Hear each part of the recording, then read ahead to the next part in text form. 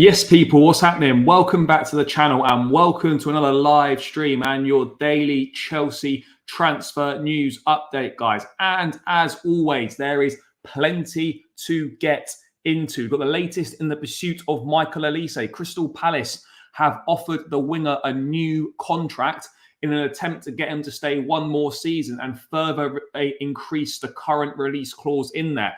New release clause, if he does sign, believed to be around £100 million if he does decide to stay. We're going to obviously dive into all of that. The latest on Michael Olise, a decision expected by the end of next week, according to Fabrizio Romano. Chelsea have once again been back in the South American market. According to reports from Argentina, a bid of £13.3 million has gone in for Aaron Anselmino, 2005 born centre-back, 19 years of age. Don't actually know anything about him, but we're going to dive into that one as well. Obviously, more about Olise, as I said. Ian Martin, of course, going to Aston Villa. Chelsea will sign a player from Villa as part of the deal. Expected to be John Duran, but it can't be ruled out that it could just be a young player from the Aston Villa academy. These are all things that are currently still on the table. Plus, apparently, according to Matteo Moretto, who is I think he's an Italian journalist, a Spanish journalist from Relevo, which is a reliable source in Spain.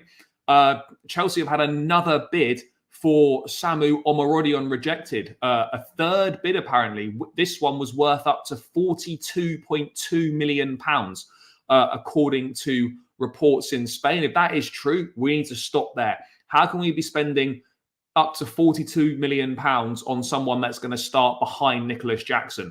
I'm not really sure what's going on there, but that is what we have got to go through today, guys. Plenty to get stuck into. Olise, Anselmino, Omorodion, Duran, so much to go through. Ian Martin. So big up to everyone that is locked in. Appreciate each and every single one of you that's here. Please do smash the likes, guys. Make sure you subscribe to the channel if you are new round here as well. On the road to 10.2k subscribers. So let's get there as quickly as possible. Smash that subscribe button.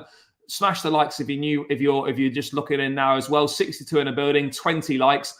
Let's get this up to 100 likes, guys. Let's keep it rolling. Let's say hello to a few people and then we'll dive into it. Yes, big up, bro. Hope we get Olise soon. I hope so as well. I think he's actually 19. We'll get to sell for profit and why. I hear you. Look, it's something that, can never be ruled out. Whilst the expectation obviously is for Olise to move this summer, that it has been reported that, he might stay at Crystal Palace if they show ambition in the transfer market. So this is not an absolute, you can never have a guarantee in football, but it's not absolutely guaranteed that Olise is definitely going to leave. Obviously, Chelsea are pushing hard. Other teams are very interested. I think Palace know that, they're on borrowed time with Olise, whether it's this summer or next summer or whatever it might be. But yeah, there is always a possibility that potentially he could choose to stay. Just what on this Olise saga to end? Yeah, it feels like it's been ages. It's not really been that long. Anselmino plays 3 games for Boca Juniors, 19 years old, defender. I mean, look, this has not happened yet, by the way. I don't know anything about Anselmino. That's the first I've heard of him when I saw those reports this morning when I got up. So yeah, I don't really know much about him, but we will dive into that. They are looking to cash on him every time. It's better to get Watkins instead of Duran. Well, yeah, it would be better to do that, but unfortunately, the reality of the situation is that is not going to be possible. This new management ruined our Chelsea completely with foolish decisions. Yes, big up. Look, to be fair, what I would say is that the actual players we've bought and the business we've done on the whole under this, under these sporting directors, under this ownership, hasn't actually been that bad. I don't think the player ID has been horrendous at all. Money talks. Olise got to come. Yeah, look, I mean, I don't know what wages we're going to offer him or anything like that. But I'm sure it'll be an increase on what he's on at Palace. But yeah. At some point he will move on, whether it's this summer, next summer, or whether he chooses us. Are all factors that we are waiting to find out. But yeah, let's dive into it then, because Fabrizio Romano on playback last night releasing a number of details about the Michael Olise situation. The biggest one was Crystal Palace have offered new deal to Michael Olise, higher salary and new release clause for 2025. Understand, despite this, Chelsea's still confident as they push to agree on personal terms. It's up to the player. Bayern and Newcastle are also allowed to talk to Olise. So obviously Palace, desperately don't want to lose Olise, as you would imagine. He's one of their best players. Him, Eze, Mateta. That had the basis of a decent front line towards the end of last season. They were starting to do some decent stuff. They've added Kamada, who's a very good player. They've got obviously Adam Wharton in the centre of the park. They've got Mark Gurhey at the back. There's decent players there. Glasner, come in, done a good job taking over from Roy Hodgson, guided them to a top 10 finish. These are, there are positive signs at Crystal Palace for sure. We can't rule out, guys, that he may well end up staying. I'm not saying it's going to happen, but we can't be oblivious to the fact that, do you know what, this could be a possibility. We absolutely just can't be oblivious to that at all. We have to accept that there is a chance he could do that. Would teams still go in for him at a higher release clause of £100 million? They probably would. They absolutely probably would. I'm not saying the new release clause would be 100 million, but some early reports suggesting that it could be in and around that £100 million figure if he does sign a new deal with a release clause. But I mean, for Olise, look, he's 22 years of age. He's a brilliant player. It's not, if he does decide to stay, which I hope he doesn't, but if he does decide to stay, it's not like the big move is going to be gone and this is his only chance to get a big move in his career. It absolutely isn't. He's 22. Time is on his side. And if he decides to stay for one more season, then you can guarantee that those top clubs that are knocking about this summer will absolutely be knocking around next summer as well. So, I mean, look, this is not really surprising news in my mind that they've offered him a new contract. They'll want to keep him. They'll probably feel that, do you know what? He's worth a lot more than sort of the 60 million fee that's reported to be in and around the release clause this summer. They'll probably feel, do you know what? This guy's worth closer to 100 million quid, and they would be right in that he probably is worth closer to 100 million than he is 60. And they might think, do you know what, Michael, give us one more season, and then you can definitely go next summer, and we'll get sort of the money we want, and then everyone's happy. That I could see that, but then at the same time, I don't think Chelsea would be pushing this hard on this deal if they didn't have some sort of confidence coming from somewhere that Olise would be open to the move and, they think they can be successful. This, for me, this is not Chelsea having a bit of a stab in the dark here. Do you know what? We're not really sure on our chances, but let's give it a good go. We're getting optimism and confidence from somewhere that we should be pushing this hard to try and get this deal done. I don't know where this confidence or this optimism is coming from, but it's obviously coming from somewhere because, we would have ascertained by now whether Olise was open to the move, whether he was keen to come. We're doing it through the proper channels. We've gone to Palace to ask for permission. We're not doing sort of any tapping up settings like we potentially did last summer. So this is what I'm saying. We're doing things by the book, and there's obviously a reason as to why we are feeling this confident on the situation. I don't think you push this hard if you're a little bit unsure. So for me, I think that, and I agree with this. I think the only way he doesn't come if he wants to play for a Champions League team. That's the only way that I can see it. But at 22 years of age, why would he be in such a rush to play in the Champions League? Obviously we don't know when Chelsea are going to be back in the Champions League. Sure, I absolutely get that and understand that. But it's not like, if he signs for Chelsea and he signs, a 5 or 6 year contract, that, in 3 or 4 years' time, we still aren't going to be in the Champions League. And, he sort of missed the boat. I don't see that. I don't see that being the case at all. So, yes, we don't know if they're going to be back in the Champions League next season, but unless he's desperate to play Champions League football in the next year or two, then I don't see why Chelsea wouldn't be an attractive proposition, it's starting to look like we're begging him. And if that's the case, he can stay at Crystal Palace. I don't think we're begging him. No, I wouldn't say that much. You're pushing hard. We want the player. He's aware that we want him. Players like to feel valued. Players like to have their egos stroked and whatnot, and to feel wanted as a player, and just to feel wanted or appreciated in life in general goes a long way. You're gonna go with someone, or you're gonna take a job, or you're gonna do whatever it is. You're gonna make a decision based on and how that those people or that company or whatever have made you feel. They've just expressed a willingness and a desire to go above and beyond to get you. Then that does carry a lot of weight. And I think that is the same with Chelsea and Michael Olise, is that it carries weight. The work that we did last summer on the deal, personal terms agreed and whatnot. The deal was all done, but obviously it fell through because Palace weren't happy with our approach. A lot of that work that we put in last summer is still going to be valid this time round. Yes, there might be a slight, tweak here and there on the personal terms. But, this is exactly what we're looking for in terms of we put in the work last summer. We're continuing the work this summer. Yes, big up. Please don't let your guys put me to sleep like against Serbia. Well, we might be all right. I don't know. Definitely not in a rush to play UCL from when he doesn't even have an international team. He's not playing any international football this summer. He has bigger options. It's not like we're begging him. Bayern with a UCL is a bigger option. Yep, absolutely agreed. That is an option for him.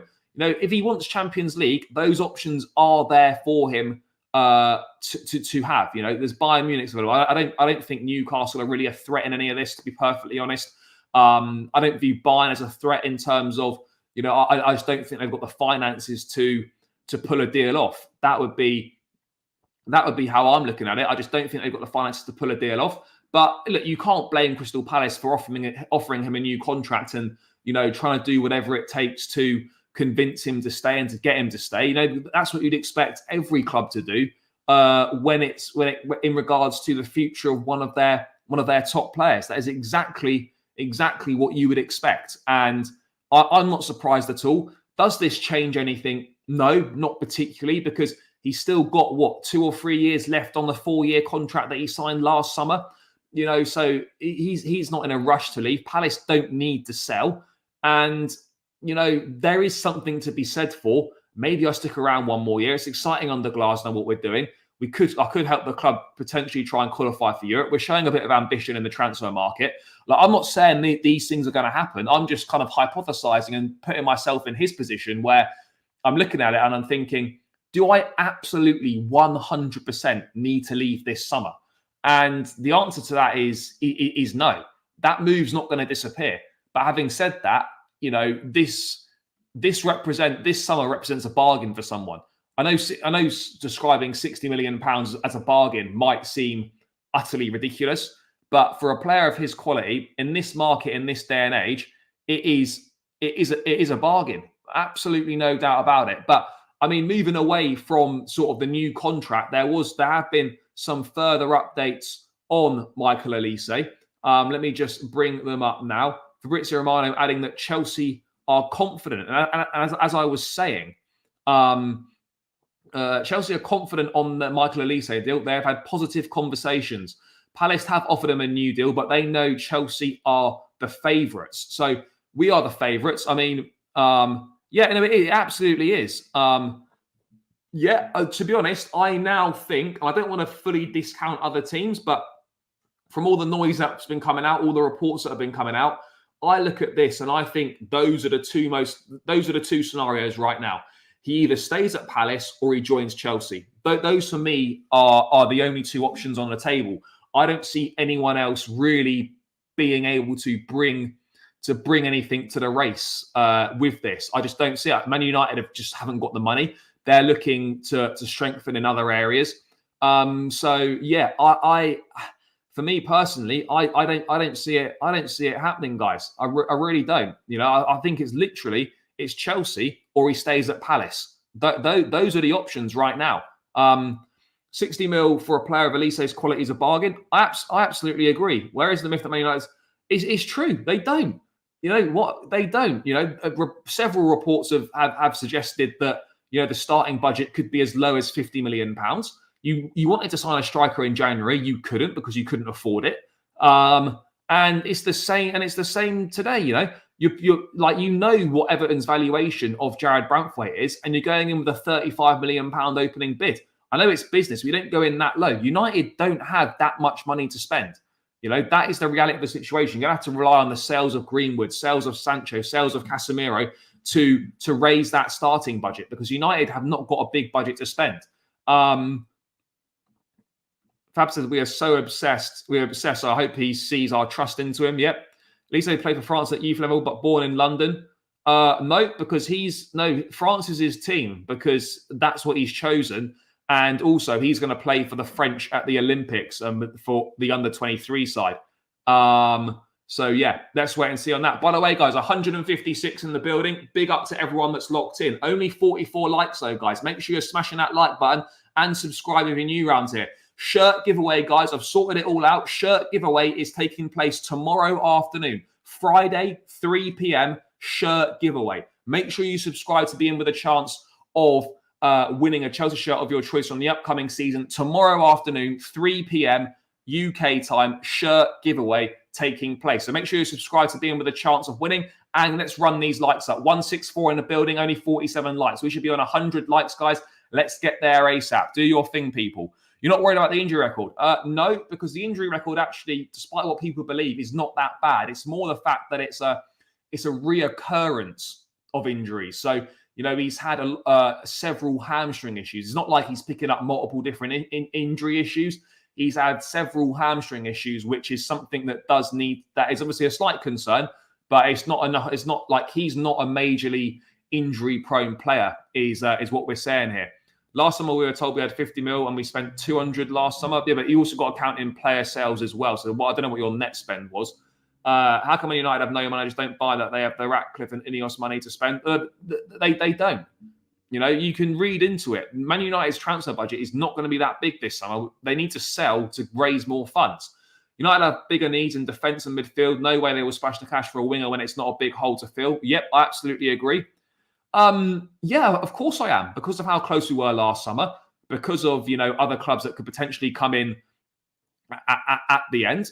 You know, let's see. Let's see. But again, you know, another thing with this Olise situation is that one thing that is believed to have be you know, a positive in Chelsea's front, something that, according to Fabrizio, that, you know, is in their favour, is that Chelsea want Olise badly. The player feels that obsession. Chelsea believe he would be perfect to play with Mudryk, with Palmer and others. Chelsea have made a strong financial offer to Olise. So these are all the things we know, guys. So we know right now that we are seemingly at the head of the queue here. You know, he's obviously, like, if he didn't want us, he could make that very, very clear if he didn't want us. You know, he can absolutely make that clear. But he's obviously open to it. We're more than open to it. And now it's just about coming to an agreement with the player. You know, we did a lot of the groundwork last summer, so I can't imagine an awful lot has changed in that regard. I cannot believe an awful lot has changed in that regard. Maybe a few subtle tweaks to the personal terms here and there, but generally speaking, I look at it and I think, right, okay, you know, we've laid a lot of the foundations. He knows we want him. We're into him, and now we just wait. You know, that's all we can do. Now we just wait. We wait and see. We wait and see what happens. That's the reality. We wait and see what happens, and then, you know, this is it. We can have all these little updates at the end of the day, but the biggest thing here is, guys, we're just gonna have to sit tight. You know, Chelsea are doing everything they can, absolutely everything they can, in order to get this deal done. They're showing obsession, and you know that goes a long way, and that absolutely, you know, that means a lot in football. That means a lot. That goes a long way, and it means a lot to footballers. Let's add to our French connection. Yep, absolutely. But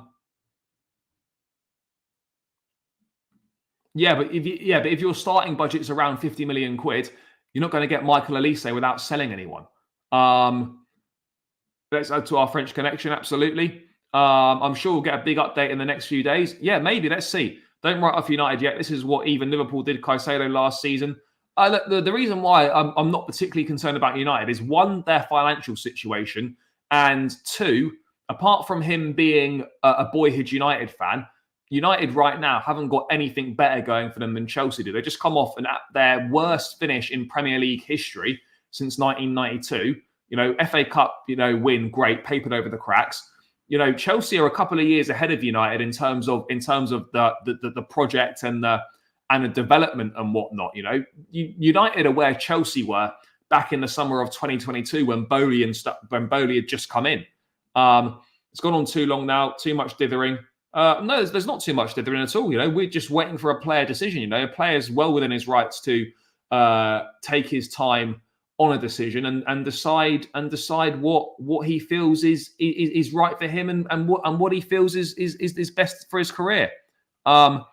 We will play Mudryk. I mean, Mudryk and Sterling left-hand side options, Olise and Madueke right side options, and then the central options are going to be Cole Palmer and Christopher Nkunku. If he signs Palace, new contract, don't go after him again.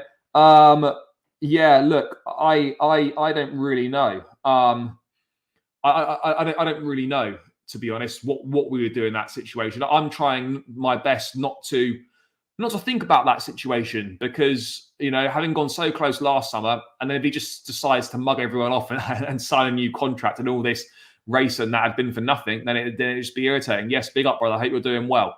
But we're a couple of years ahead because, one, we've totally refreshed our squad. Your squad is aging and needs to be totally overhauled.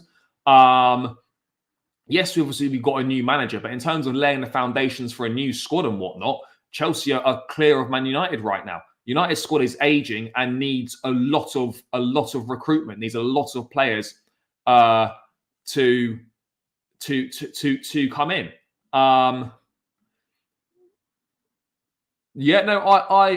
agree on that. If United were so interested, why have they not contacted Palace to open discussions? Why is that not happened as of yet? That would be my point on that.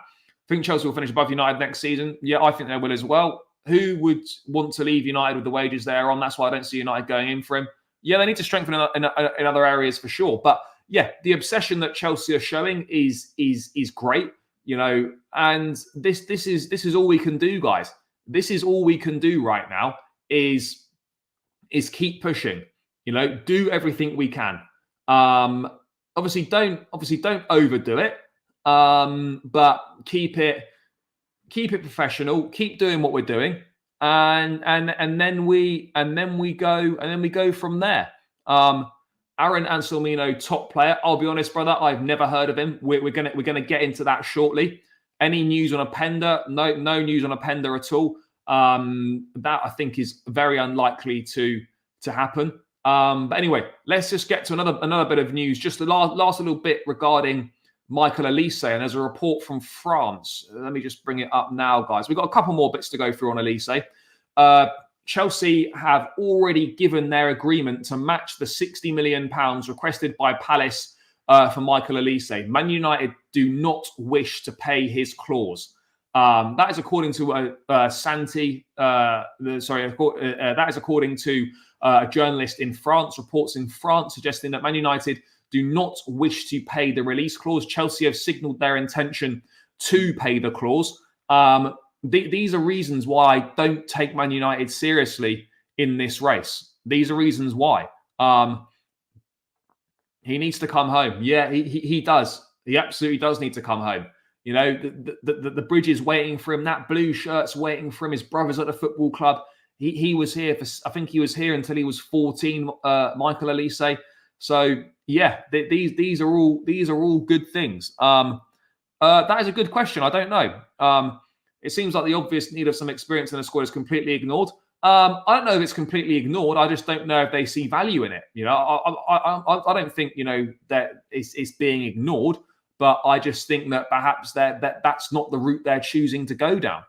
1-0 Slovenia, fair. I mean, people always talk about Serbia, right, as having a decent team, and they do, Mitrovic, Milinkovic, Savic, Vlahovic, and whatnot. And yeah, everyone was sort of bigging them up at the World Cup, and they were dreadful. And now, people were talking about them as potentially maybe, being a slight underdogs at the Euros, not to win or anything, but to maybe cause a bit of a surprise.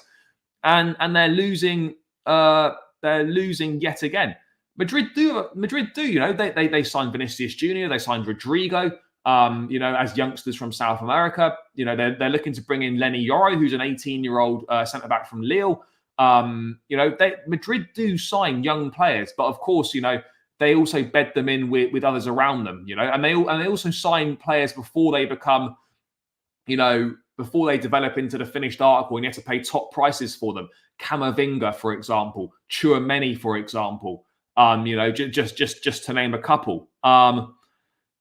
If we sign Olise, what could be your favourite front three? Well, as in the three behind the striker, you'd have Cole Palmer in the 10. I'll go Olise on the right-hand side. And then I think if you've got Palmer, Nkunku, and Olise, they all have to play. So I'd put Nkunku down the left-hand side on that one. Guys, still 156 in the building, only 68 likes. Keep smashing that like button, guys. Let's get this up to 100 likes, people. That should be light work for us today. Should be absolutely light work. So please do that. It would be greatly appreciated. And guys, remember, subscribe to the channel as well, please, because tomorrow there is a shirt giveaway, 3 p.m. You've got your chance to get your hands on a Chelsea shirt of your choice for the upcoming season when they get released. So guys, make sure you're subscribed to be in with a chance of winning a Chelsea shirt of your choice. So smash the like button. Smash that subscribe button as well, people. And let's get back on with the show. So Man United reportedly do not want to pay the release clause for Michael Olise. Now, is that a surprise? No, it's not, to be perfectly honest. And the last thing on Olise, guys, is let me just bring this one up here. Again, let's take this with a slight pinch of salt. It is team talk, but let's just go with it. The release clause in a new contract offer from Palace to Michael Olise is around 100 million, according to sources. Chelsea still confident of Olise transfer and are considered the favourites, even by Palace themselves. So the fact that Palace themselves view Chelsea as the favourites is, it's quite something, to be honest, isn't it? Chelsea remain confident they can finalise the signing of Michael Olise this summer, with Palace attempts to tie the winger down to a new deal likely to fall on deaf ears. Olise is one of the most demanded players in the Premier League this summer. Let's have a look what else. They don't want to sell him. We know that. In an effort to keep Olise out of Chelsea's grasp, sources close to the players can confirm that Palace have now offered the 22-year-old a new deal at Selhurst Park. He's currently under contract until 2027, and they hope to extend that by a further year, as well as offering the player a significant hike worth 100 grand a week, easily the most lucrative deal in their history, topping the 85 grand a week earned by Wilfried Zaha before his exit. So Olise could be offered up to 100 grand a week. I suspect that that's what he'd be getting at Chelsea. Chelsea maybe, but let's wait and see on that front. Apparently, the new release clause, if he does sign, could be around 100 million. But yeah, this one's in the region of 60, his current one. Chelsea still remain confident they can push a deal through. According to this, Olise has told Chelsea he is happy with the proposals they have put forward and has duly given his verbal approval to the terms on offer. He's still open to listening to offers from other suitors, but the plans in place from the Blues are attractive to one of the most coveted players in the Premier League right now. So yeah, the new clause could be closer to 100 million if he does decide to sign. But look, it would not quite to the same extent, but it would be. I'd be surprised if he did extend, but you could call it. Could you call it a Wilfried Zaha 2.0 if he ends up staying and he's just one of them that keeps staying? Let's Let's wait and see. Let's wait and see. I don't know. Thing is, like, people talk about waiting for a bidding war. There is, with the release clause, there is no bidding war, guys. That's what we're on about here. There is no bidding war with the release clause. The price is the price. No, because Palmer will play centrally. I know he played a lot off the right hand side last season, but he also played centrally as well. And I think that's where Maresca views Palmer, centrally in that 10, or even playing as an advanced number 8 in a 4-3-3 if he decides to go with that. Yes, big up. Would you get a shirt with Olise next season on it? Yeah. I probably would. Absolutely would. And I'd probably try and get it signed by the geezer and then put it up on the wall. I am disgusted with Clown Lake 2 for the record. Fair enough. But yeah, that's the situation with Olise, guys. Chelsea are confident. Palace believe Chelsea are the favourites. There's a new contract on the table for Olise should he wish to sign it, which would increase the release clause to around £100 million reportedly. And we are just waiting. Right now. Fabrizio saying that, a decision could be expected. He expects a decision shortly, in his opinion. He feels maybe, by the end of next week, there could potentially be a decision. But one thing we definitely know is by the time the Olympics start, there will definitely be a decision on the future of Olise. Before the Olympics start, the future will be decided. But that is the latest, guys, on the Michael Olise situation. Let's move from Olise and let's move to strikers and Samu Omorodion, because the Atletico Madrid striker, who Chelsea had a bid rejected for, worth up to 40 million euros, that was reported on Tuesday night. That had happened. Let's get into the latest on Omorodion. And apparently, according to Relevo reports in Spain, Chelsea made a bid for the third time. This one worth up to 42.2 million for Omorodion. And that has been rejected. That has to be our last bid now. That has to be our last bid. Absolutely no denying it. That must be the last bid right now on Omorodion. We cannot be going any higher than potentially that sort of that deal for someone who hasn't even played for Atletico Madrid yet. Someone that scored 8 goals. Someone that scored 8 goals in 35 appearances on loan at Deportivo Alaves last season. We cannot be going higher than that. We absolutely cannot. That is, unforgivable to be going higher than that. We simply can't do it. For what it's worth, I don't know anything about Omorodion, to be perfectly honest. Is he more or less raw than Duran? It remains to be seen. Yeah, apparently not 1 but 3 offers have been made. Approaching 50 million euros, including bonuses. The response has always been the same. Look, Omorodion, obviously, apparently, according to people that know a bit about him, he's quick. He's got a great physical profile, and apparently he's got the attributes to be a top striker. Fine, but let's wait and see. What I'd say about this, if this is true, that this is a third bid, is he really worth it? Is he really worth it for Atletico to hold on to him this tight? Or are they just trying to squeeze as much money out of us as possible? Or is this just, do we know that obviously we want Duran and Chelsea may be unhappy with how long it's taking potentially? And are they using this as a tactic to Duran camp to be like, guys, come on, or to Aston Villa to put pressure on, to be like, look, guys, what's going on here? We're ready to do a deal. If you don't get a move on, we're going to explore elsewhere. Maybe they're using it to put pressure on Duran in that sense. I don't know. Is the honest answer. on that one. But I mean, look, up to 42.2 million seems steep to me for someone that's going to cost 10 million pounds more than Nicholas Jackson, and is going to start behind him. That for me seems strange. It really does in my book. There's been an update from Fabrizio Romano earlier on today on the pursuit of Omorodion. But the fact that, this potentially going this much money for up to 42.2 million. Again, I don't know how much of that's in bonuses. I don't know how much of that is cash up front. But Atletico Madrid clearly believe in the player. They only signed him last summer from Granada. He spent last season on loan at Deportivo Alaves, and they view him as a key player for the future.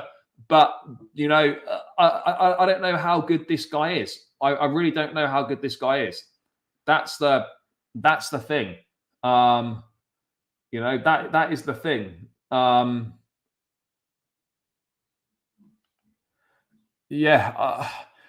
This is too much money. Too much money. We need to look elsewhere, because if you're looking at paying this much money for a 20-year-old raw, unproven striker, we need to take our situation elsewhere. But on the Omorodion stuff, there's another update from Fabrizio Romano, adding here that Atletico Madrid really want to keep the player, and they believe he can do fantastically next season under Diego Simeone. But with Chelsea, we never know what could happen, and they could attack the situation again with contact still taking place on the player side. I'm really not sure. Who Chelsea prefers at this stage.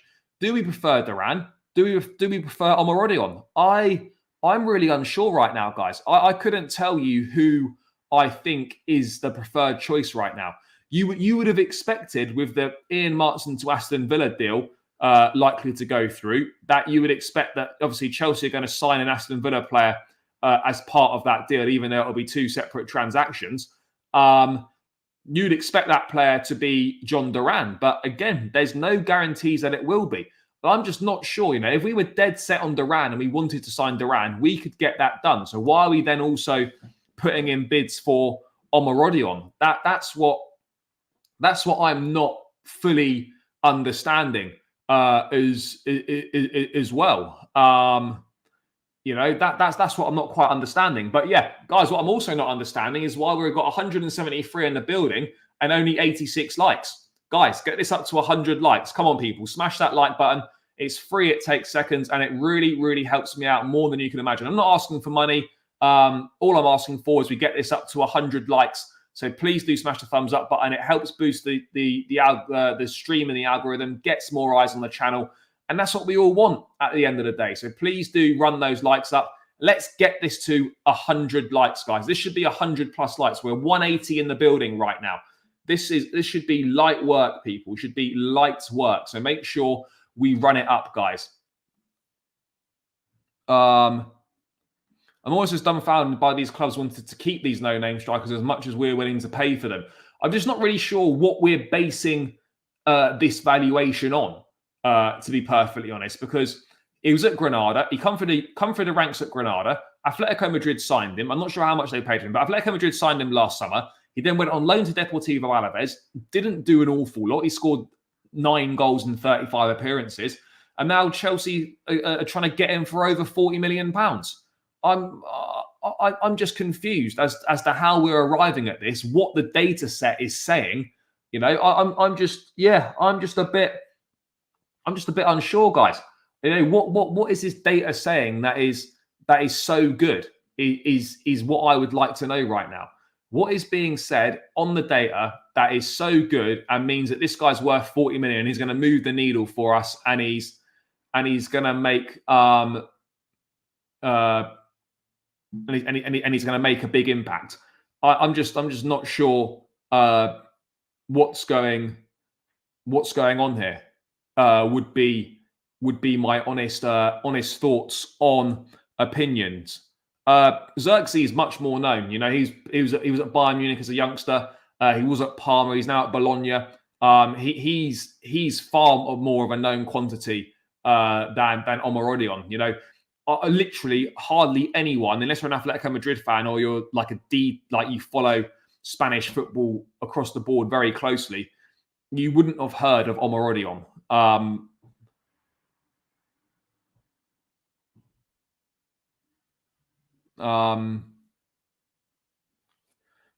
No big name strikers on the market, only mid. Maybe we should just trust Jackson. No, because if Jackson gets injured and we've got a lot of games and there needs to be squad rotation and whatnot, then yeah, it is a problem, guys. It absolutely is a problem. No, I've not heard of Omorodion. No, I have to be honest, I hadn't heard of him. Well, I think Xerxes got a lot of potential. So yeah, but look, this for me needs to be the end of that situation. That needs to be the end of us going for Omorodion right now. You know, that needs to be the end. Absolutely needs to be the end of that situation. Because you know, if you're going in again, like offer worth £42.2 million, and then you're looking at, well, how much higher do you keep going? You know, this is reportedly 3 bids we've done now for Omorodion, and none of them have been accepted. Atletico Madrid clearly do not want to sell the player. Whatever the price is that we're bidding, you know, that would definitely represent a significant profit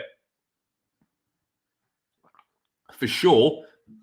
In my book, it would absolutely represent a significant profit. There's absolutely no doubt about it.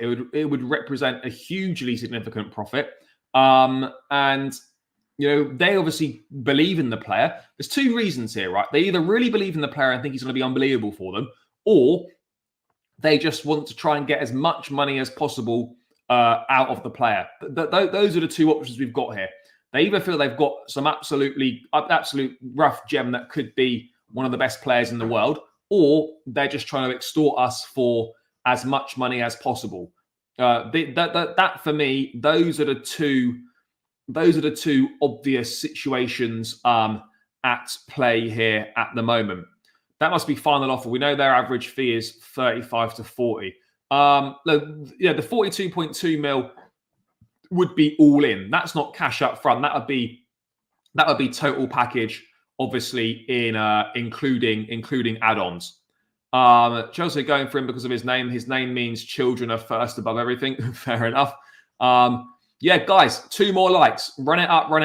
We're almost there now. 2 more likes, guys. That should be light work. 189 in the building as well. Big up to everyone that's locked in this afternoon, by the way. Good numbers, but 2 more likes required to the 100 mark. Let's do it. Also, let's set ourselves a little ambitious target here, people. 15 more subscribers required until we're at 10,150. Let's try and get as many of those subscribers knocked off as we can. I remember, guys, extra incentive to subscribe. Not only the brilliant content that's going to be coming over the summer, but also a chance to win a Chelsea shirt of your choice in the shirt giveaway tomorrow.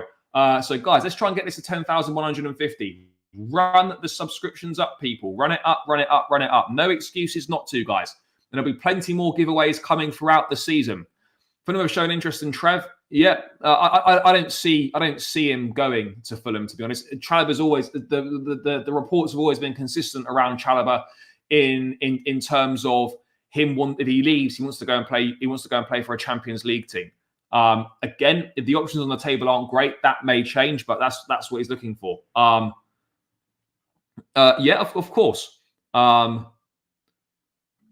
People forget when City, Julian Alvarez knew about him. Yep, there was a bit more hype around Alvarez though. But Alvarez, again, he only cost 15 million quid. So this idea that, you know, someone that's had 1 season on loan at Deportivo Alaves is now suddenly worth 30 to 40 plus million pounds is ridiculous. But yeah, that is the latest news on Omorodion, you know. That apparently a 3rd bid's been rejected. I don't know if we're going to go back in again or not.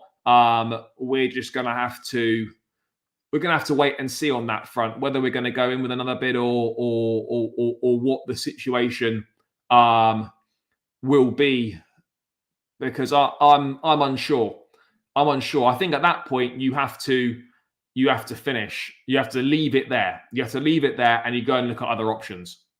Because we're looking for a backup striker essentially. They've made it clear they don't want an experienced striker. They don't want someone to dislodge Nicholas Jackson.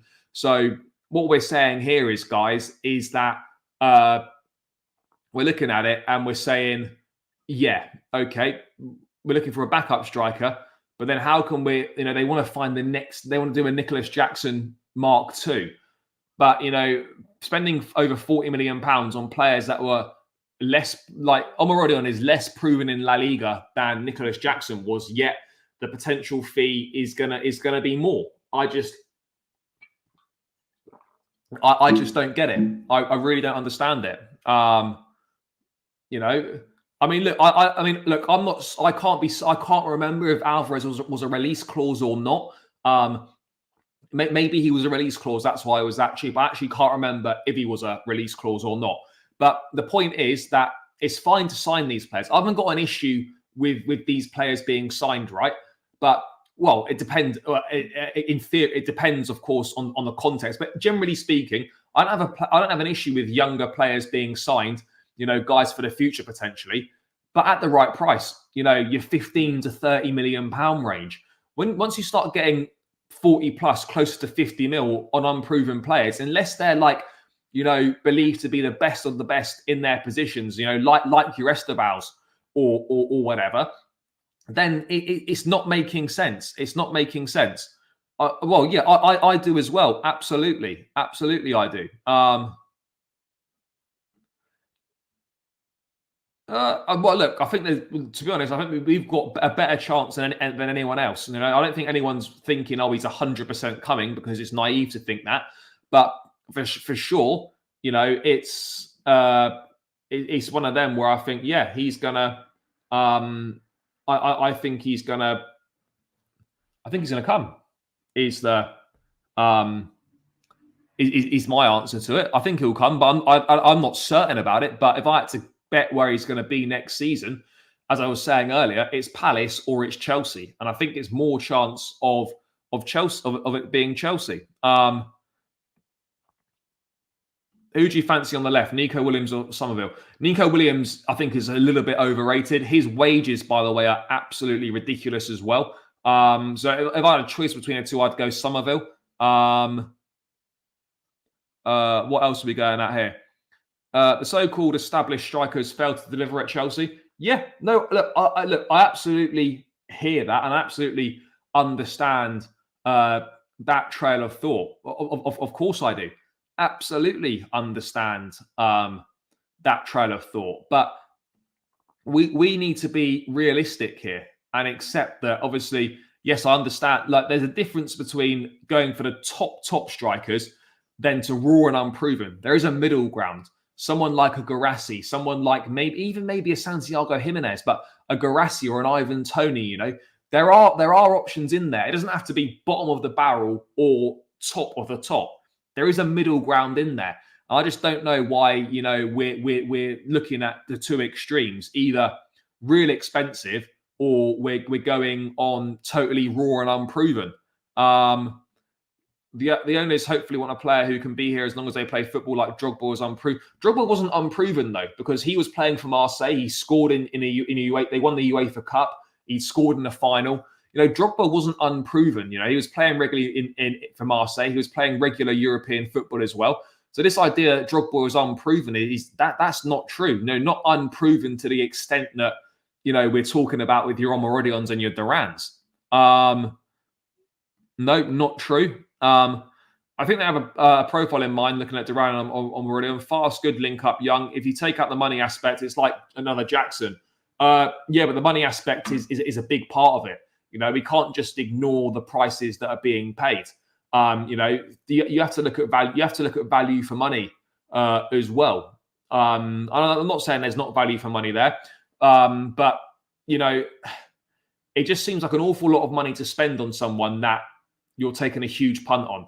And this for me, I think is the problem in general, in my view, on Chelsea, is that there's too much of the squad has been made up on just taking a punt on players that might be good. That might be good in a few years.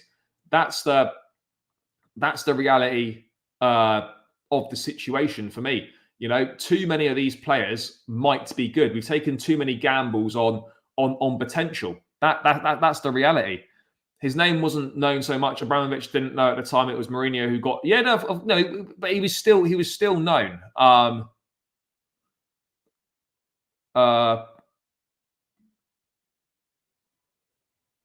So let's wait and see. Cole Palmer did not have amazing numbers when we spent 40 mil. Why wouldn't we give him? No, but Cole Palmer was never. Yeah, but Cole Palmer was not a centre forward, and you know there was hype around him, and he was more of a known quantity. He absolutely was more of a known quantity.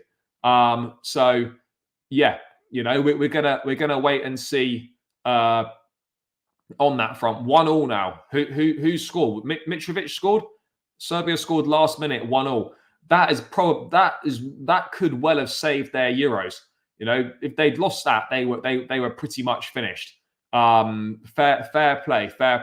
Guys, keep running the likes up. 109 likes, still 160 in the building. Appreciate every single person that is locked in. Appreciate each and every single one of you. Keep smashing that like button. Keep subscribing to the channel, guys. Shirt giveaway tomorrow. Subscribe to be in with a chance to win. But let's get these likes up. There's no reason why we can't get to 150. No reason, guys. So let's try and get this to 150. You don't know what to do. Let's get to work, guys. Drogba was the king of clutch. He was probably second tier in terms of reputation when we bought him. Yeah, he probably was. Luka Jovic, fair enough. But yeah, anyway, well, potentially, yeah, if you turn up tomorrow, 3 p.m. I'll be live tomorrow. So giveaway will be at about 4 p.m. tomorrow, towards the end of the stream. Goal at the death. Mate, there's been so many late goals. After Lukaku, Morata, Falcao, Havertz, Aubameyang, Eto'o, Crespo, giving me some unproven strikers. Yeah, England team's exactly the same as expected. Any player the club buys is not the problem. We just pray we got a good manager. Look at Dele Alli after Poch left him. Of course, managers also determine, but you know, you need to have experience in the squad. There has to be some experienced options. You know, no, there's no corruption on this channel. No corruption. Appreciate the try, and if you don't ask, you don't get. But yeah, there'll be no backhanders, no corruption. So anyway, let's move away from this. And talking of unproven players, Chelsea are moving closer. Let me just find it now. On what's his name? Aaron Anselmino is the player. Let me just bring this up now. Boca Juniors. This is it here. Let's just bring it up now. So the reports come out of Argentina last night saying a bid of around £13.3 million going in. Chelsea are negotiating the fee with Boca Juniors for the player. Chelsea have made a move to beat any potential competition for the teenager's signature by starting initial conversations with Boca over the signing. Let me see what this is saying on The Athletic here. Is that going to block me off? Yep, that is going to block me off. Bear with me, guys. Let me just see if I can sort this out. Because I need a few more details on this guy. So Chelsea have opened discussions with Boca Juniors over Aaron Anselmino, the 19-year-old centre back from Boca Juniors. So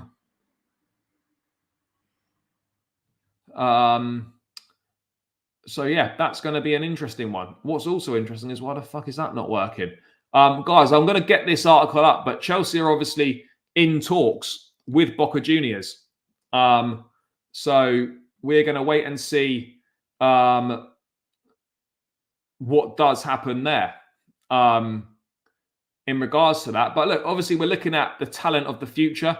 I don't know an awful lot about this guy. 19 years old, Argentinian centre-back, plays for Boca Juniors. Obviously, Chelsea they must have seen something in him.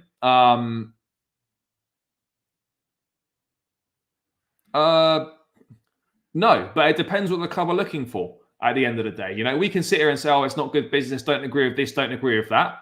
And, you know, that could certainly be valid. But, you know, it's, yeah, I wouldn't say it was necessarily good business if I'm being totally honest on that front. But look, you know, it is what it is at the end of the day. This is what we're looking at here. So I wish this would load though. Oh, it's not working. That. Let me just try again because I want to see what's being said about Anselmino. Let's have a look if we've got any information on him. Aaron Anselmino. Chelsea open talks. Chelsea open talks to Boca Juniors. The 19-year-old who can also play in midfield has played just under 10 times for the senior Boca Juniors side so far, having come through the Argentine club's youth ranks. Despite his career being at such an early stage, Anselmino's performances has led to speculation over interest from European clubs in recent months. Chelsea have made a move to beat any potential competition for the teenager's signature by starting initial discussions with Boca over signing him. There are reports suggesting Chelsea have offered a fee worth £14 million plus a further £3 million in add-ons. This has not been confirmed by Chelsea, but they are negotiating over the fee. Anselmino is not the only young transfer target from South America on their wish list. Looking for some of the best emerging talent in the region is just part of Chelsea's recruitment model. Last month, we know all that. So yeah, basically, we're looking at Anselmino, guys. That is the reality of the situation here. Well, look, the valuation doesn't make sense. You know, I'm not sure what these valuations are being based on. You know, I'm unsure what the valuations are being based on. But you know, this is the reality of the situation that we find ourselves in. You know, obviously the market's evolving. There's so much money in football now. You know, someone like Omorodion shouldn't be worth anywhere near that, but potential potential sells a lot at the moment in football. You know, we could potentially be dropping £51 million on Esteban Willian, a 17-year-old who's played 23 games for Palmeiras. You know, is it good business? On the face of it, it seems like a lot, and it seems a bit questionable. But if some of these signings work out like the club think they will, then it will be viewed as good business. But yeah, obviously, yeah, in terms of Anselmino, I don't know an awful lot about it. But what has been said, you know, Chelsea are more looking, and again, this is from The Athletic, but it gives an indication as to what Chelsea's plans are with the club, and obviously the way that they're moving forwards. You know, The Athletic was saying that Chelsea are more looking now at signing youngsters, developing them, rather than spending big money on established players. Let me just bring this up. Let me just bring this up now, and I'll find it. This is it here. Clearlake and Todd Bowley do not believe it is realistic or sustainable to target the world's best established players at their peak value. So that would explain why we're not necessarily going for so many established players. But what I would say, by the way, right, if that's what's being briefed and that's kind of what's come out in The Athletic, well-sourced, well-connected, Clearlake and Todd Bowley do not believe it is realistic or sustainable to target the world's best established players at their peak value. I can understand from a sustainability point of view, but why is it not realistic? You know, it just feels a bit weird, you know, to come out and brief that, you know, you've got little interest in signing the best players in the world at their peak value, yet the club literally paid over £100 million for Enzo and Caicedo last year. You know, even if you look at clubs like Arsenal, like Liverpool and whatnot, you know, clubs spend big money on top players: Van Dijk, Alisson, Declan Rice. You know, you kind of have to, or the ones you have will be earning more if you want to remain competitive. You can't have it both ways. You have to sign. You have to have some top players in your team, and if that means you go and pay £100 million to someone, you go and do it. Arsenal with Rice, the prime example. This idea that teams don't spend big money is nonsense. I'm not saying that, but no one's saying you need to go and make £100 million signing every fucking transfer window. No, of course you don't. But maybe once a window, or once every 2 or 3 windows, bang, you need to go and make a big money signing. Get that experience, get those top quality players in. If you want to compete at the top of the Premier League, you either have to pay your players well, the top players, or you need to sign established players. You can't have both. If you want to compete at the highest level, you have to buy those type of players. Not all, but at least 3 or 4. Yeah, I absolutely agree. Absolutely agree on that front. No one's saying we need £100 million signing every window. No one's saying that, but it just feels weird. And I get it. You look at what Real Madrid are doing, and you can see that they obviously found Rodrigo and Vinicius young. They've got Brahim Diaz, who's young.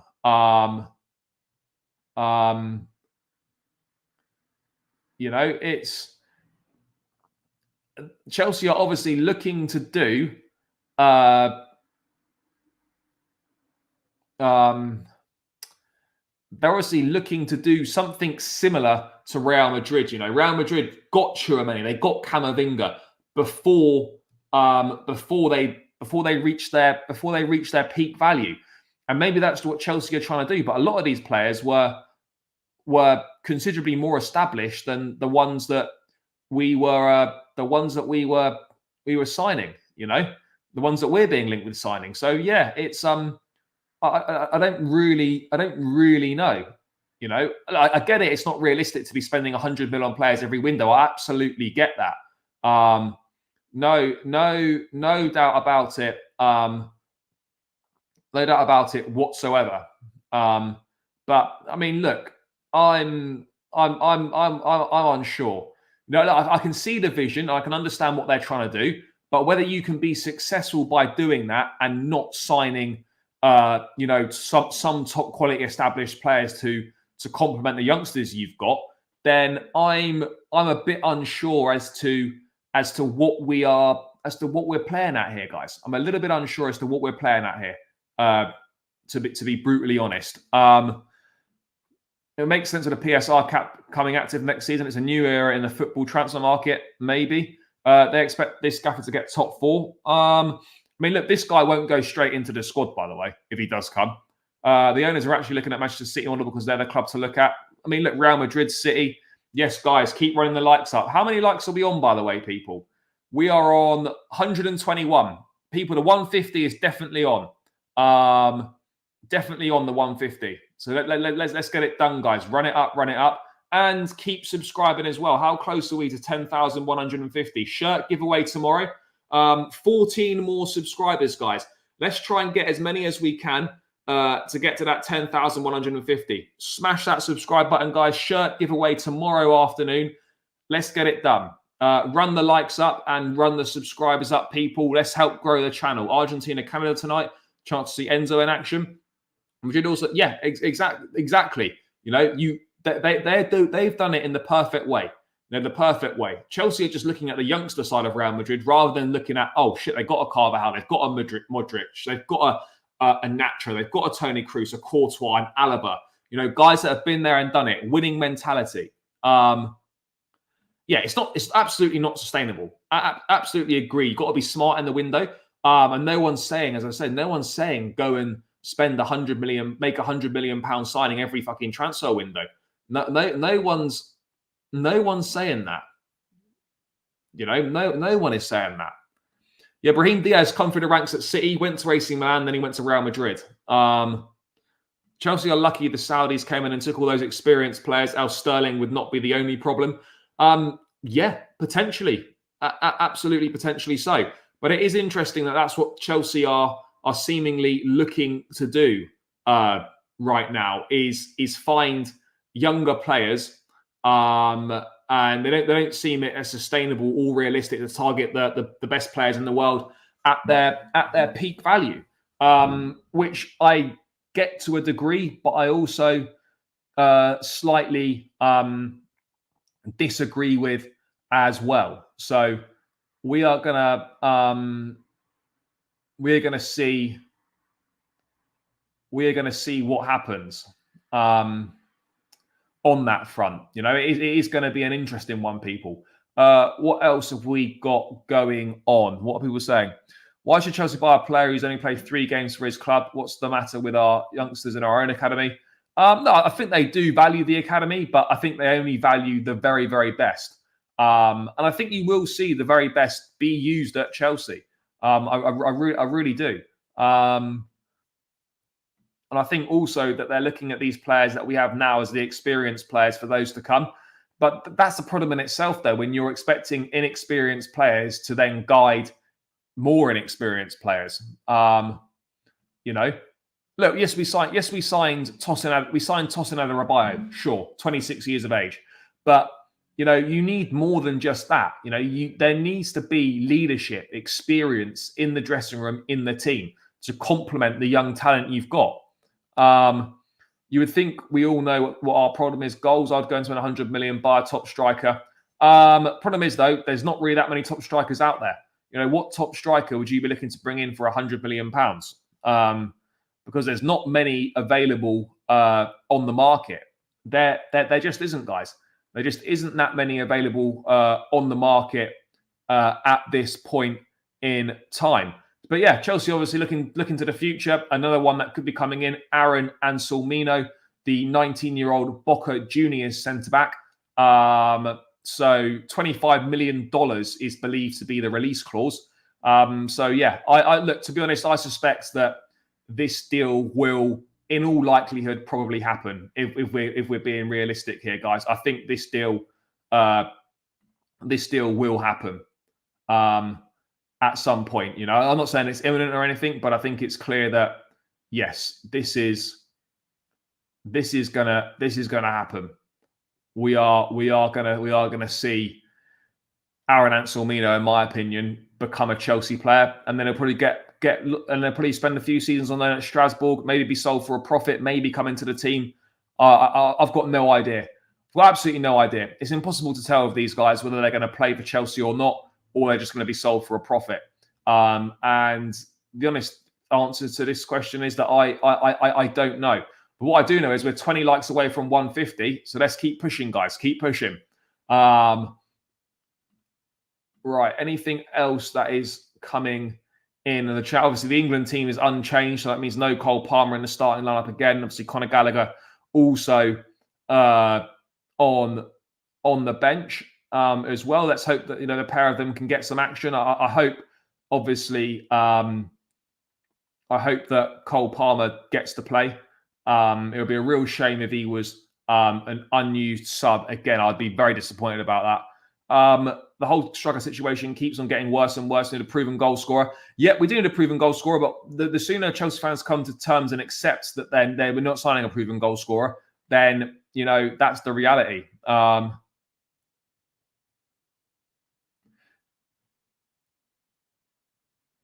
I mean, look, Man United tried to hijack the bid. Newcastle wanted him. I don't know what other clubs were interested.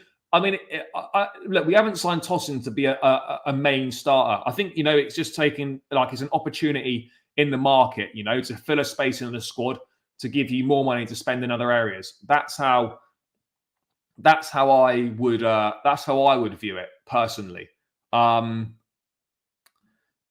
They would be sold for profit for sure. These owners are here to make money and more than worried about winning trophies. I'm not sure if that's the case. No, I don't think Palmer will start many games. I mean, if we win this game, then there's no reason why we can't make changes in the final game against Slovenia. You know, and give a few players a bit of a run out and a bit of a go. That would be my thoughts on proceedings on that front. What else are we looking at here? So, yeah, any questions in the chat about anything, guys? And I'll probably get ready to round this one out shortly. and go and watch the England game. But let's see if there's any last minute bits of news that have come in. If anyone's got any questions about anything in the chat, do let me know. Otherwise, we will get ready to round this one out.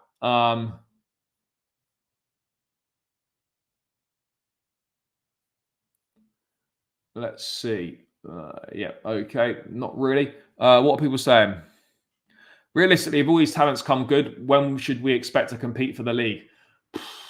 I think you've got to look within the next 2 to 3 seasons. Definitely not next season, but I think in the next 2 to 3 years, we have to be. Not next season, but definitely in the next 2 or 3 seasons, we need to be challenging and we need to be competing. Simple as that for me. Why do you think that's the case? Everything they're doing is pointing to that. Whatever people think of Man United, they are the biggest football club in the Premier League, and they're one of the biggest clubs in the world. Just because they're struggling right now doesn't mean they're not a top club. They are a top club. Without Champions League, it's always difficult to sign a very good player. But Olise signing, Olise signing would be massive on several fronts. But if we were able to pull it off with no Champions League football as well, that would be a huge plus. When do I think the new kit will come out? No idea, to be perfectly honest. The only striker that might be available for 100 million quid is Isaac. Yeah, maybe. Score predictions. I think England will win this one 2-1. Yeah, I'll go 2-1. I mean, the Serbia one, I wasn't far off. I went 1-1. So I'll go 2-1. We won't challenge just all bunch of kids. Terrible manager, awful process. Look, I think we've got to give the manager a chance. I'm not about writing a manager off. But again, this is maybe what we're looking at here, right? Is that we're signing players, and then the idea is that you're going to have maybe 5 or 6 players in the squad that could well be worth £100 million at some point. I think that's what they're kind of getting at. So let's see. Well,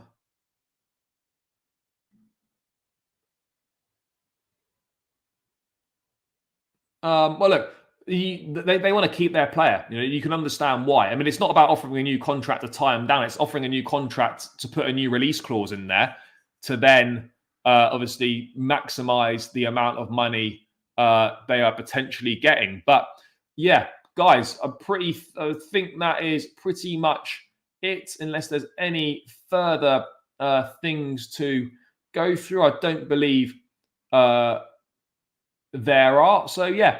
Big up to everyone that's locked in this afternoon. Greatly appreciate each and every single one of you guys. Make sure on the way out, guys, you're smashing the like button. Let's get this up to 150 likes. We need 18 more likes. There's 154 in the building. We can definitely run the likes up to close to 150. So please do smash the likes on the way out. Please subscribe to the channel if you're new around here. Shirt giveaway tomorrow. Coming 3 p.m. stream tomorrow afternoon. I'll be back same time, 3 p.m. UK time. For the show. Make sure you are subscribed to the channel, in with a chance of winning a shirt. All the details will be given on stream for the shirt giveaway taking place tomorrow afternoon. So yeah, guys, thanks for tuning in. Smash the like button on the way out. Subscribe if you're new around here. Get yourself in with a chance of winning a shirt of your choice for the upcoming season from Chelsea. And yeah, guys, enjoy the Euros tonight. Enjoy England. Enjoy the Spain versus Italy game as well. Should be decent. And yeah, guys, thanks for the support as always. Love to everyone. Enjoy the rest of your afternoon. Up the Chelsea and peace out.